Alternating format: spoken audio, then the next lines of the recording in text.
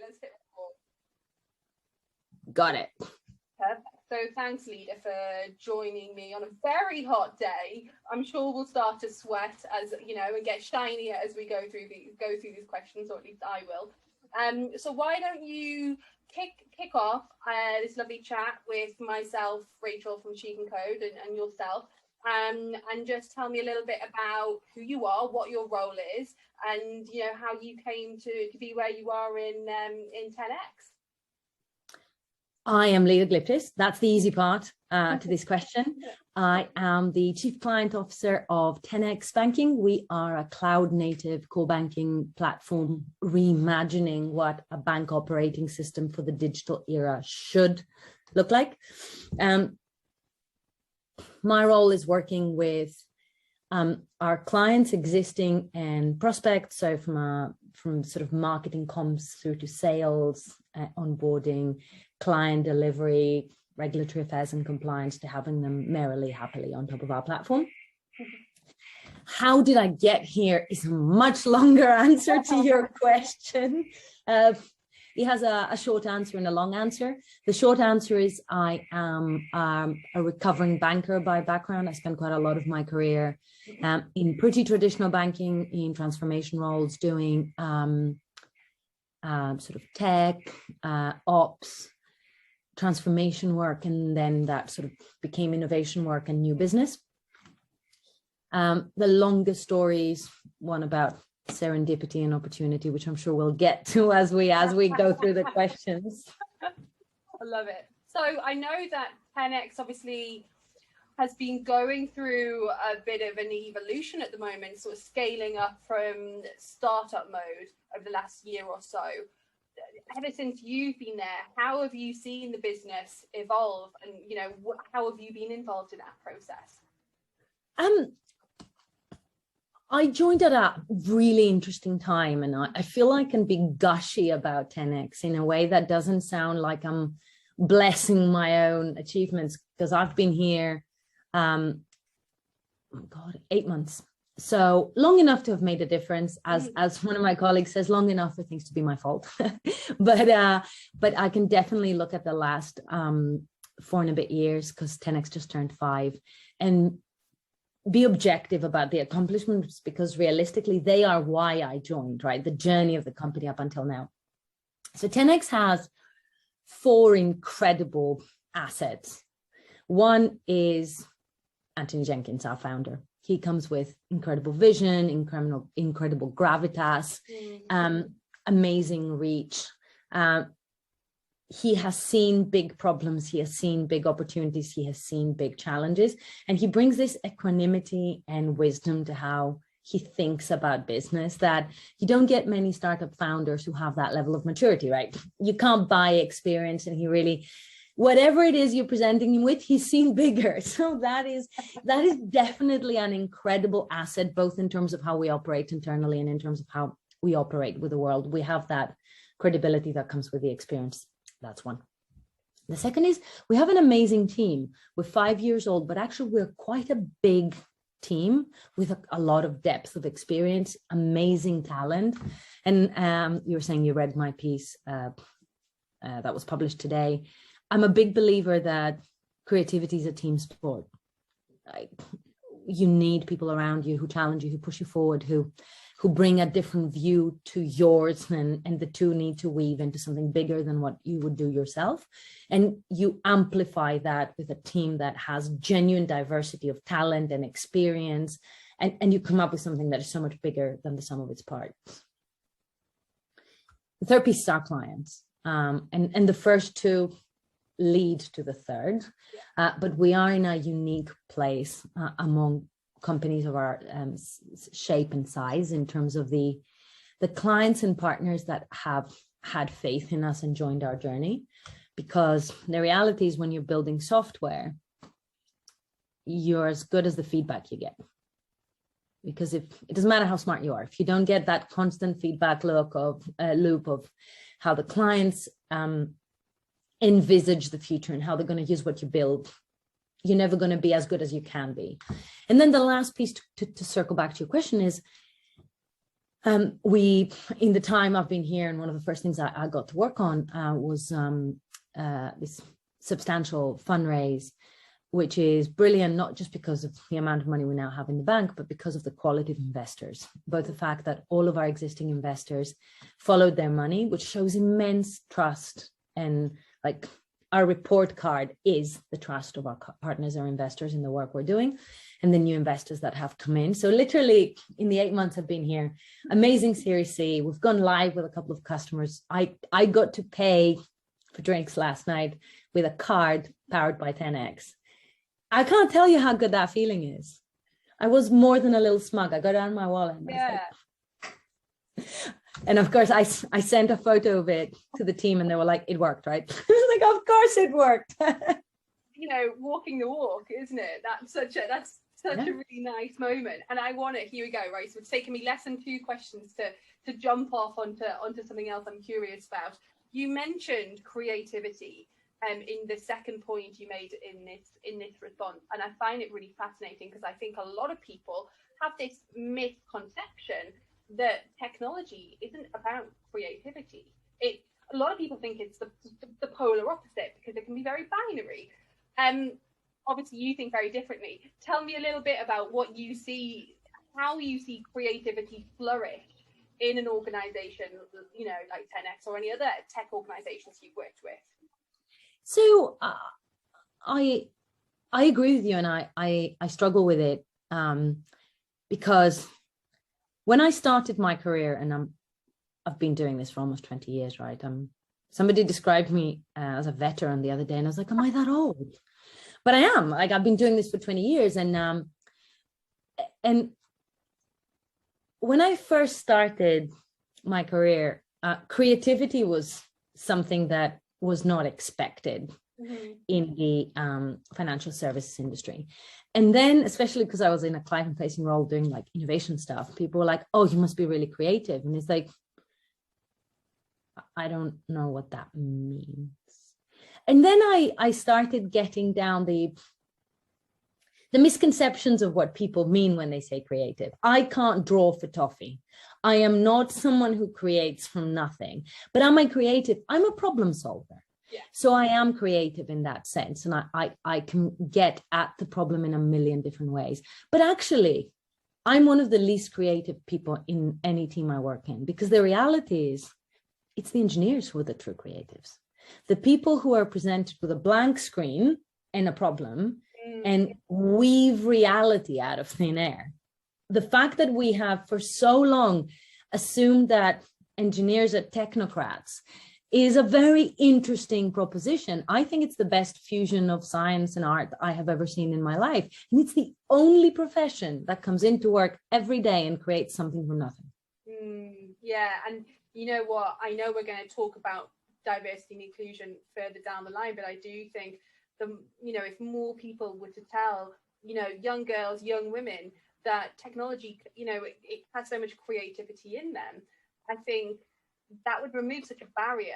Because I know for me, when I was young, I never saw technology like that. I saw technology as a polar opposite to the sort of the subjects that we deemed creative. That's right. That's absolutely right. Unfortunately, impose these sort of stereotypes on girls and boys, and it's an interesting one, and I won't go on a tangent because that will take all day, but we'll come back to that. What I do want to touch on is your point around innovation, I guess. We've obviously, I guess, we're starting to come out of what's been a really tough 18 months. With COVID-19, I hope that we're coming out the end of it. Let's see. It's been difficult for businesses for sure, but really difficult for employees. Obviously you kind of came into 10X in the middle of it, I guess. Yes. How have you seen the business be able to innovate and I guess pivot toward the focus on that really essential well-being for employees when they're remote and they're isolated? It's a very good question, and I think it has layers of answers. So,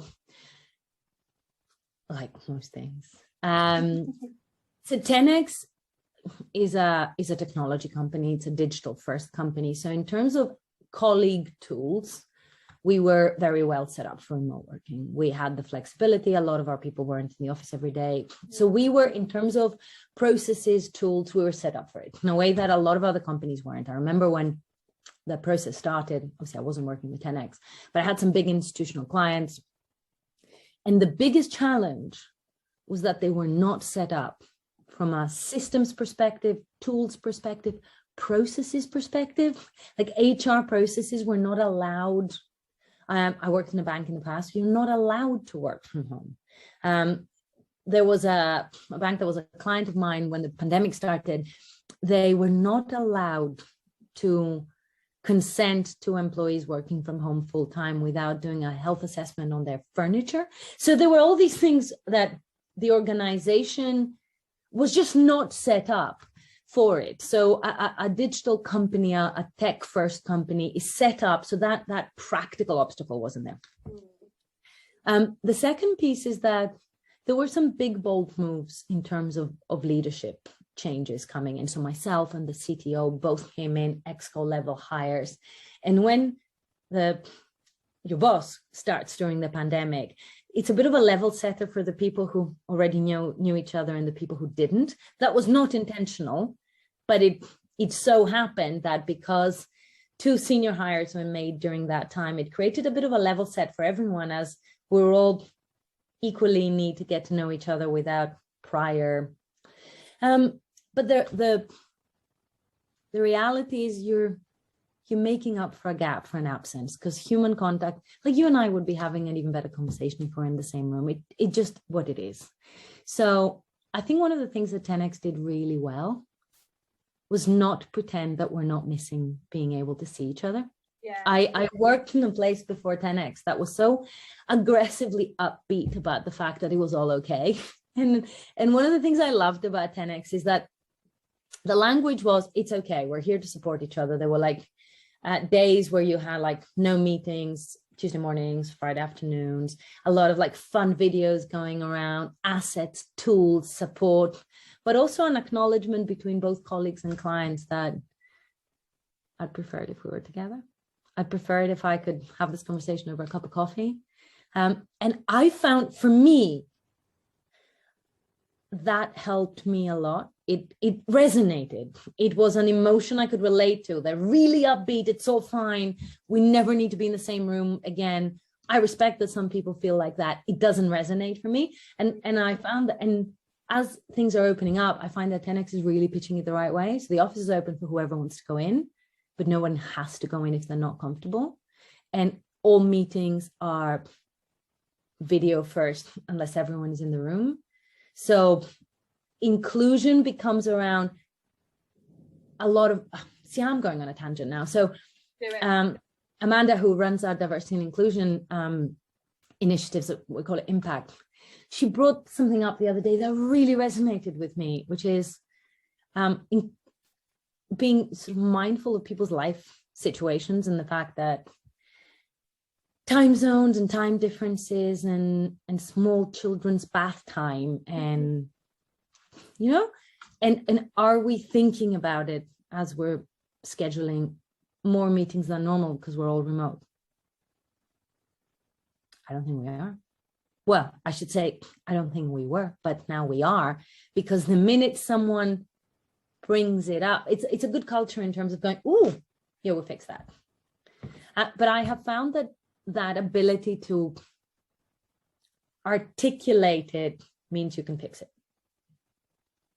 Yeah, and I think it's the reason I'm, 18 months on, keen to ask that question of you is because I think it's, it's an interesting one, and it's a question that I'll probably keep asking, because what I'm excited by are those long-term shifts, not those shifts that just happened in the first lockdown and the second lockdown, but where businesses have gone, this is the thing that we have to change to make people feel, more included. But actually, we're going to keep it because as you said, Leda, you realised it's the things that happened during the worst of the pandemic and the worst of the isolation, where you went, are we thinking about these people? Are we thinking about how we can make them feel included? Are we thinking about ways that we can actively include them? And I think, you know, working parents, groups of working parents probably made us feel that the most, didn't they? Because, you know,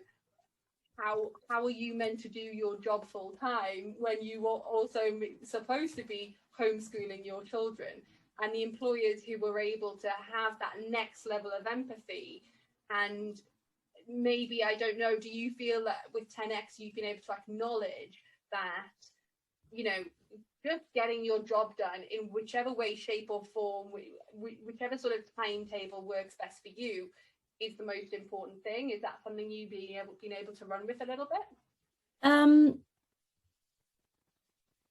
Yes. So 10x is a very thoughtful place in terms of people saying, you know, I have to deal with this, and people work around it. But it's a company with a big vision and aggressive pace. Not an aggressive culture at all, but a very aggressive pace of growth. So I wouldn't say that we are light touch. I mean, I heard about a friend the other day who's like, oh, I've been working 2 hours a day during the pandemic. That's not the case, but none of our people want that, right? You don't join a scaling company unless you want to be part of it. So within the parameters of a million things that need doing, it's a very flexible company in terms of allowing you to be a human in part of that conversation. My favorite thing about 10x is how many babies we have in calls.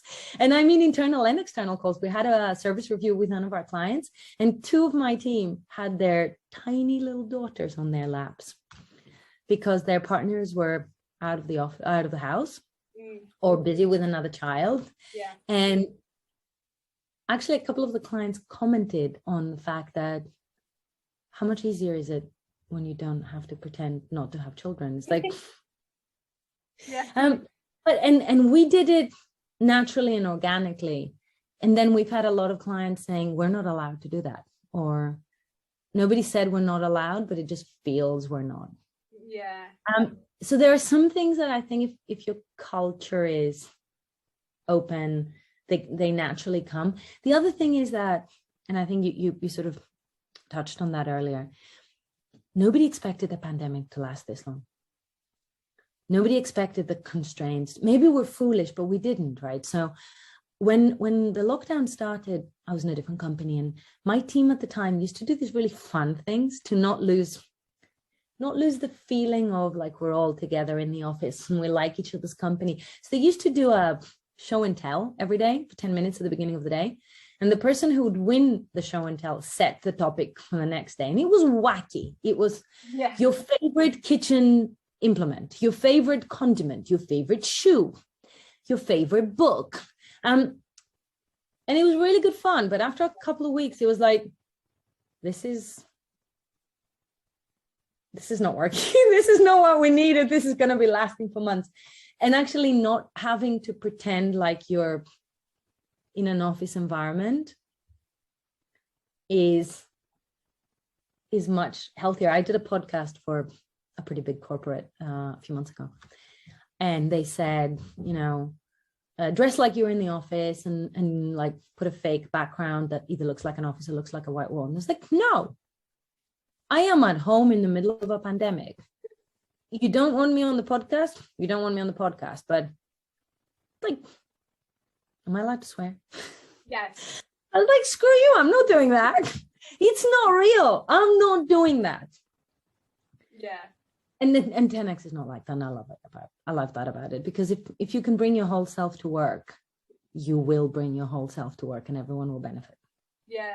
And it's, you know, what I found has been so fascinating is speaking to so many different senior leaders within different organizations at different times throughout the pandemic, because I really think it makes you really have to challenge what your leadership style is and what your culture is, you know. And I think it all comes back to diversity and inclusion, in my opinion, because, you know, once you start to understand how you can make people feel welcome and included and show empathy, you know, you're going to get more people interested in you, more people hopefully stay.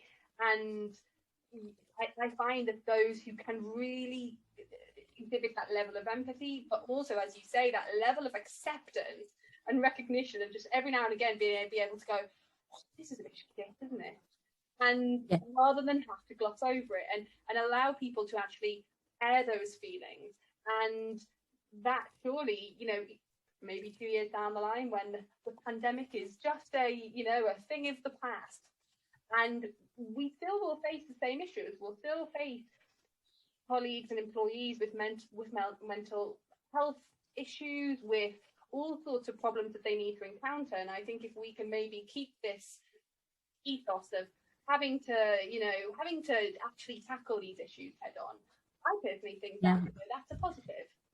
It is, absolutely. And, you know, if I go on too many tangents, please tell me, but I did a webinar very early on in the pandemic, in the lockdown, and it was about tech, but they opened the questions up to the audience. Somebody asked me about inclusion, and I say a lot that diversity can't be painting by numbers, and your diversity has to be diverse. And then all of that diversity has to be included, because like I have a lot of horror stories from friends who represent a diversity play and their life is miserable once they've ticked that box for their organization, right? So you need diversity, you need diverse diversity, and you need that diversity to be actively included. Otherwise you failed. And somebody raised that question and said, you know, I've heard you talk about this before and I agree with you. What about introverts? And I was like, what about them? And it's like, well, our industry is full of peacocks. I'm like, yes. And introverts find it hard at the best of times. But what about like introverts when you need to be in constant face-to-face, camera-on conversations with people in your own home, super vulnerable? And it really gave me pause because I hadn't thought about it. But it's so true. How do we create an environment that is thoughtful about, I don't mean just the mental health needs of our teams in extreme situations. I mean, in day-to-day situations, I thrive from human contact, but a lot of people find it exhausting. Neither of us is right. How do you allow for both, particularly in a pandemic where it's camera on 12 hours a day and pretty intense discussions? Because let's face it, one-on-one is pretty intense.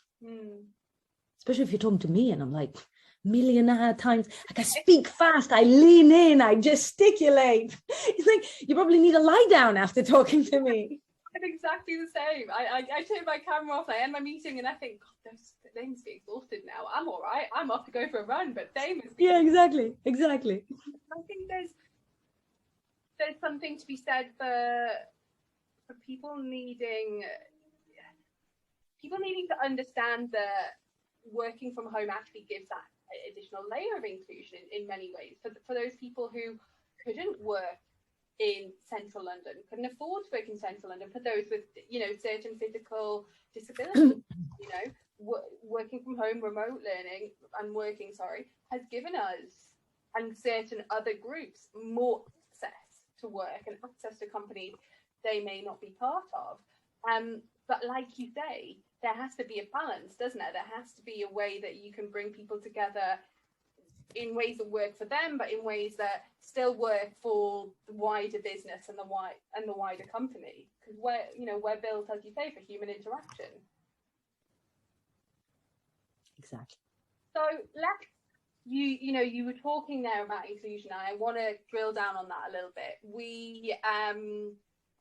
I know that you've talked about and written passionately before about diversity, and specifically this phrase of being the only woman in the room. How is that frustration that you must have felt time and time again? How has that shaped the career decisions and the moves that you've made?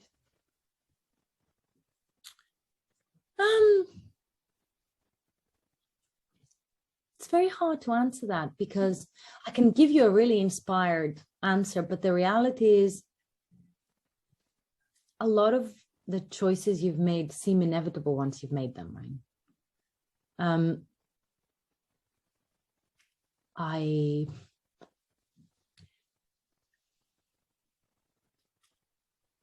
I was a little bit clueless about some of it for a while, which with hindsight is quite a blessing. So I did a PhD and then switched to the corporate world. So when I first started in the corporate world, I felt I was a little bit on the back foot because I had come in from a completely different industry, pace, set of capabilities. And I was sort of doubling down to catch up, which is a ridiculous thing, but I was made to feel like I had to catch up. And then I started comparing notes with people, and every woman feels that way. Every foreigner feels that way. Every person with a working class accent feels that way. Every non-white person I've ever spoken to feels that way. Everyone who's in any way different feels that way. And probably the reason why I interpreted sorry, that sentence made no sense. My interpretation of the situation was entirely subjective, and I could have felt it was anything else, but I am so singularly focused on what I need to do next that I focused on the thing that was teachable. I'll catch up. I'm very ambitious, and I was raised by a mother who believed and taught me that there's nothing you can't achieve through hard work. It's absolutely not true. It's absolutely not true. Like, I look back, and I have worked extremely hard all my life. But it's not enough. It's really not enough. But it doesn't matter with hindsight, because it was an incredible impetus to just bash through things. And I am a little bit of a Rottweiler at times. It's like, I'm going to get through this. I've had immense support, though. I've had amazing mentors. I've had people who supported me, people who opened the doors. I don't think you can do it without that. Like, I'm very smart and I'm extremely hardworking. It's not enough. No, it's not. And that's where that sort of tired analogy of a meritocracy comes into play, doesn't it? I've had multiple, as I'm sure you have as well,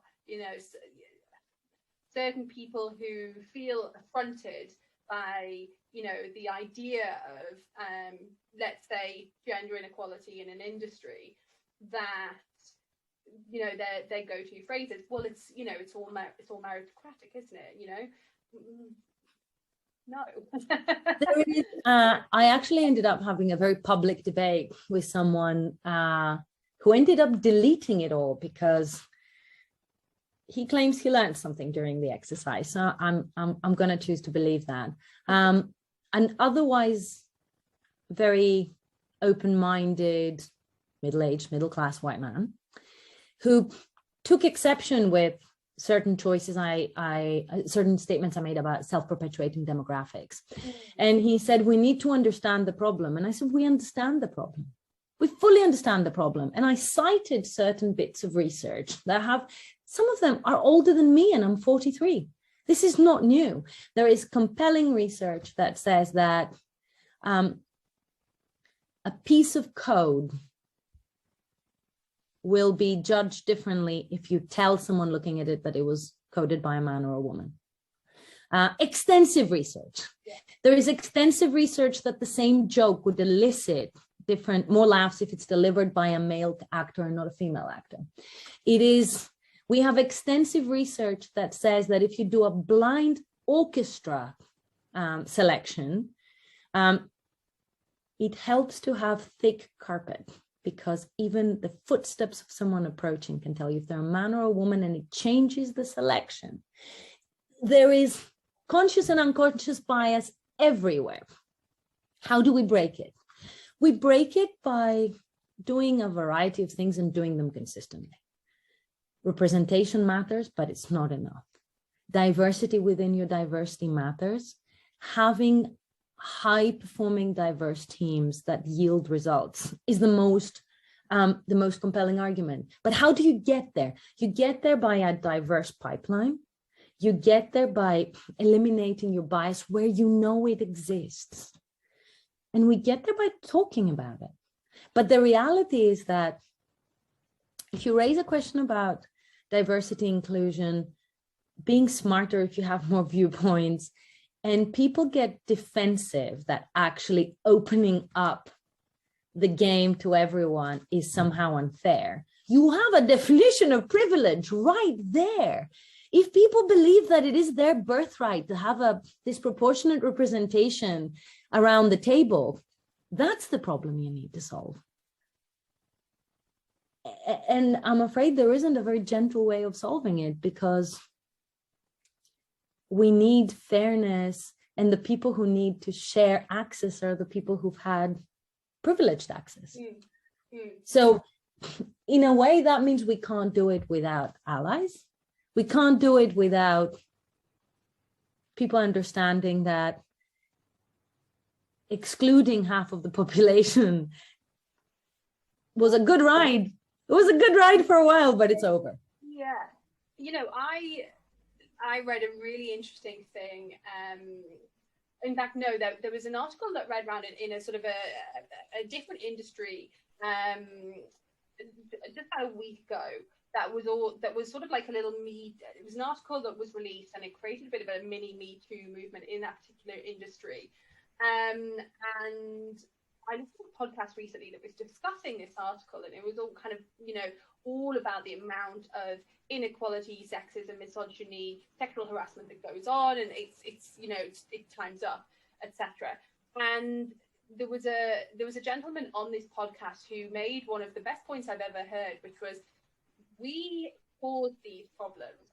You know, we as men cause these problems. We are most of the sort of the system. It's down to us to fix it.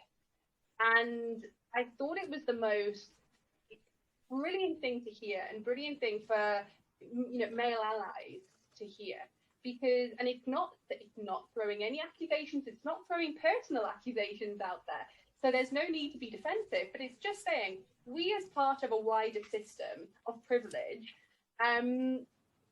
created this problem of inequality and whatnot. So it's down to us to you know, to take responsibility to fix it. And so I wonder, you know, when it comes to 10X and what you're trying to do with inclusion and diversity, do you find that there is a bit of an impetus at the moment around kind of male allyship, and even just those who are more senior? And I imagine quite a few of them are male. Are there specific initiatives around allyship, around, you know, very clear action that needs to be taken to, as you say, you know, push the needle forward? And again, as you say, it's over. Your time, you know, it's time to move forward.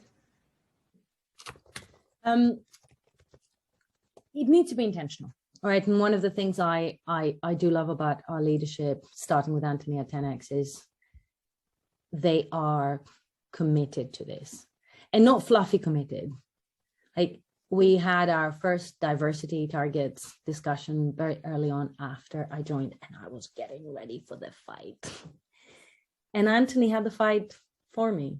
Yeah. In that we looked at our standards, and HR were very happy because they were like, we're above industry averages for any metric of diversity. Okay. And Anthony said what I was thinking, and I will love him forever for it. Until we are at population averages as a minimum, we're not done. And I was like, yeah, that's it. Until we can walk into a room and have an all black, non-binary, all woman team that accidentally ended up there. Yeah. We're not done. I love and that. Actually, it should be easier to have an all woman team. We're slightly outnumbering men in the working age group in London. But the point that I was not the only woman in the room, but one of the few women in the room, and my male boss said it, is why this will succeed at 10X, because it's not a marginal cause. It's something that it is firmly believed in by the top leadership, and it has to be. You can't have a diversity and inclusion initiative over there that's a part-time exercise. It has to be something that you believe is core of your principles and your business.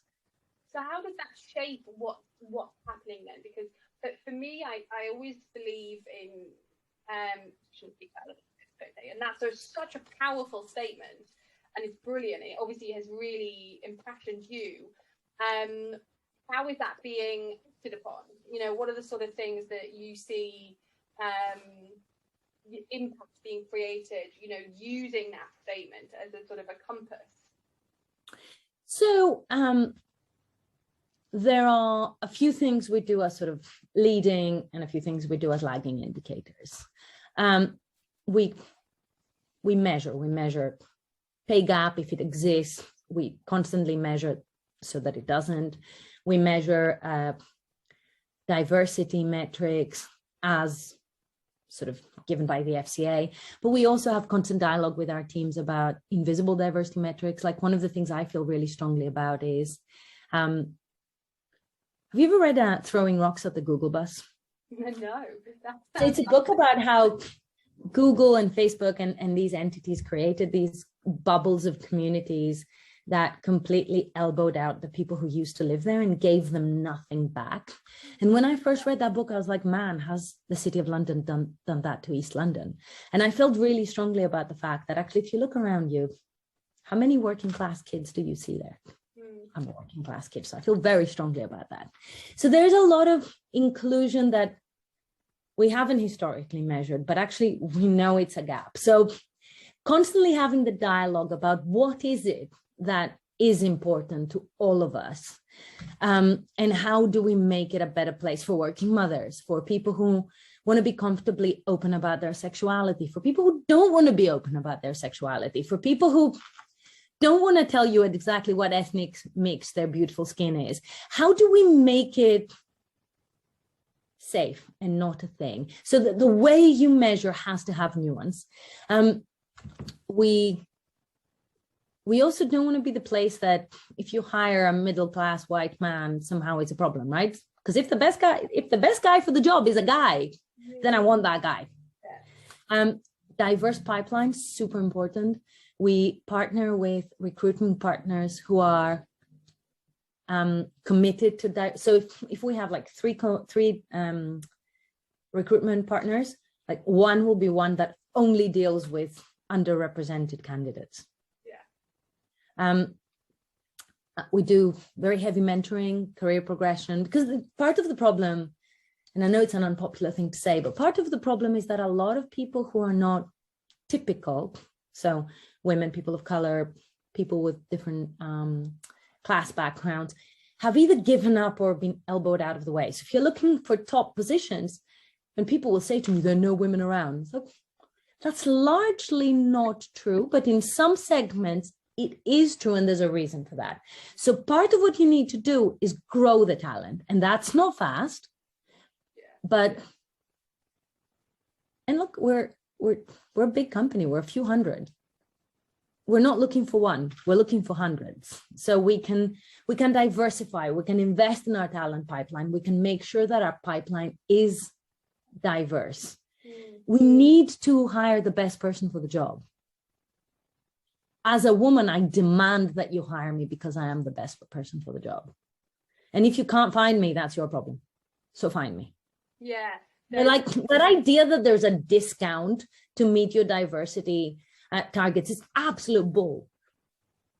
Not only is there immense talent, but we have that fierce determination of, you've shut me out for so long, I can do 10 times as much as anyone else. And you see that with the underrepresented segments. So actually the performance quotient is off the charts. I guess this is where one of your statements in one of your blogs I recently read that I really liked was this idea of access, not diversity target. And that's what you believe in. And I guess it comes back to what you've just said, doesn't it? That it's about a pipeline, it's about a diverse talent pipeline, as opposed to just hitting targets that you know you're not going to achieve because you've not done the groundwork. And, you know, I think coming back to your other point you just made as well about introverts, I think it's fascinating because, you know, a lot of people say, you know, I really wanted to hire a woman, but I couldn't find one. Wouldn't you look? Because a lot of the time, they're not going to be there putting their hands up. You have, you know, I personally seen in this role working with women in tech that, and you know, not just women, to your previous point, not just women who take on tech roles, but women who take non-tech roles, but in the tech industry, they are not always going to be sort of waving their things around, putting their hands up in the air. And I think we, you know, in the recruitment space and in the diversity space, have to acknowledge that sometimes we have to go looking, and we have to give them a route to come forward in a way that isn't so stereotypically masculine, because that doesn't work for everyone. No, that's absolutely right. And also, even if you make it work for yourself, because I'll confess, I put myself out there because waiting to be rescued didn't work out for me. No. So I rescued myself. But over the years, and I actually blogged about it not so long ago in a piece called Not Your Baby, which has been a hit with women, not so much with men. I have been criticized and yelled at and belittled throughout my career for being aggressive. Too Greek is the other one. And the occasions where I was told I'm aggressive or too Greek have always been when I called someone out on bad behavior or had a boundary and was like, well, actually, that's mine, so back off. And I've resisted for a very long time the whole idea that if you don't behave in a feminine way, you get beaten down. But sadly, it is true. And that I have never seen anyone push back on assertiveness on a man. It still happens. It absolutely happens. I have learned to live with it, and I've made a success of it, and have found pockets in my career where I didn't need to do it. But unless we make it so that the men and women who come after us, because let's face it, not all men are like that. No. It's actually a very small demographic that this works for. It's not even all men. So for the sake of everybody, the majority of men included, we need to create a less confrontational way of getting ahead. Yeah, and having this, you know, nuanced understanding that assertiveness does not equal aggression. And because I've had the same, you know, throughout my career, where I've been assertive with an opinion, with a boundary, with a fact. I've conducted some behaviour in an proportionate way, and the response has been, well, you've been aggressive. No, I haven't been aggressive. You need to challenge your understanding of what aggressive is in the context of, you know, women in business. Because as you say, no, I'm just doing my job and I'm just being good at it. And if you see that as assertive, but in your head translate that to aggressive, that's on you, not me. Exactly. So let me wrap this up with one last question for you. And I really think it is something which you'll have a lot of insight into. You know, obviously at SheCanCode, we're all about, you know, working with companies like yourselves who are really committed to diversity and working with our community of women in tech to, I guess, matchmake, you know, where our community of women are looking for organizations who don't just sort of, you know, don't just talk the talk, but actually walk that walk. So much more. We see it now. Women who are looking for a new role, they're looking for companies who give a damn. They're looking for companies who don't just say, oh yeah, you've got some work from home days. You know, we want better. They want to see better policies. They want to see better attitudes and commitment to inclusion and diversity, and so they should. So, you know, what questions do you think that women should be asking potential employers when they're going through those interview stages? Because it's got to be a two-way process, hasn't it? You know. Oh, 100%. You're choosing as much as a candidate as they are. My two favorite questions to ask, and I think they're very telling. I don't have children, but I do ask this question a lot. What's your paternity leave policy? Lovely, yeah. Because a company that has pat leave won't look at a young woman and go, will you be leaving to have children? And I've had that over the years. I've been asked whether I'm planning on having children when I was younger. And I was like, is that legal? Is you asking me that even legal? No, and do you ask the men that? I think asking about parental leave is powerful, because companies that have equal or quasi-equal or inclusive parental leave take one of the biggest obstacles out of the equation. Yeah. Because as a young woman, you walk in and people go, vessel, you will be leaving to have a family. Whether you want to have a family or not, they think that about you, right? So asking about parental leave, super important. It tells you where the company is at and whether you being a woman would playing at the back of anyone's head. The second piece is, where are the women? If you have gone through, I went through an interview process when I chose 10X instead. I met 27 people, all white, one woman. And I met her after I asked, where are the women? And they had brought her in from a different department. Now, admittedly, in their defense, they were like, that's part of the reason why we want you. And I was like, wrong answer. Yeah. You should want me because I am really good at what I do. You can't fix a problem. I'm not going to be your tick in the box. I'm not going to be your redemption prize. And I realize that I make this very difficult for organizations, right? Because I will not be the thing you do. The thing you do has to be constant and part of your DNA. Yeah. So if you go through an interview process at different levels and you don't meet any women, ask, where are the women? And the answer, if the answer is we don't have any, there is a problem. And I think to your point, how they answer that question is going to be really telling. You know, we speak to so many of our partner organizations who come to us and they go on the start of the journey and they work with us for hiring, they work with us on content creation, and they say, oh, you know, we've not, you know, we're not where we'd like to be. And, you know, I kind of go, that's all right. That's why we're working together. And that's why you're doing all of the other things that we're going to be talking about. But having that honesty and transparency and authenticity, and to be able to put your hands up and say, but we are working on it. And here are the actual, you know, tangible things that we're doing. To me, it's the most important thing, as opposed to go, oh, well, we need some women. So, you know, we've been told we need women, so we better look for some. And exactly. And, you know, if you ask where are the women and they wheel someone out from a completely different department, you know, there's a problem. The thing is that there are a lot of questions you could ask that have facile answers that don't tell you very much. Do you have diversity training? Do you have diversity targets? Do you have a diversity and inclusion team? You can have all of those things and be completely ineffectual.